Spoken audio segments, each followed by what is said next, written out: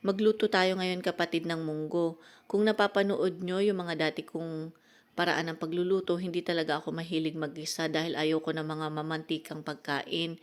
Pero kung kailangan naman talagang igisa ang isang ulam o isang pagkain, nagigisa naman tayo. Pero dito, hindi ako magigisa. Pabubulakan lamang natin ang ating munggo at pagkatapos ay hihintayin natin itong lumambot. Takluban lang natin para mas mabilis nating mapalambot ang munggo. Pagkatapos ilagay na natin ang ating mga hiniwang kamatis at ilagay na rin natin ang ating hiniwang mga sibuyas. Nakalimutan ko nga pala na ilagay din dito ang ating bawang. Kaya nagpitpit ako ng bawang habang hindi pa kumukulo at inilagay ko na rin ang ating luya. Mas maraming luya, mas masarap. Dinagdagan ko rin ng kaunting tubig para mas maganda mas marami tayong sabaw. Inilagay ko na rin ang ating pampalasa na patis. Pwede kayong gumamit ng asin. Ako mahilig akong magpatis na lang. O minsan, kaunting asin ay pwede rin naman.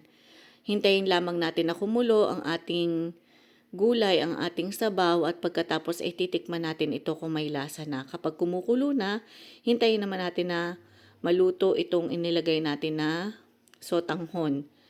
Ang ginawa ko sa sotanghon ay ibinabad ko muna sa tubig para mas madali itong lumambot. Napakabilis lang maluto ng ating sotanghon kapatid yan na. Tingnan nyo naman, napakasarap. At tamang-tama lamang ang pagkakaluto ng ating sotanghon. Pagkatapos ilalagay na rin natin ang ating spinach dahil wala ditong malunggay.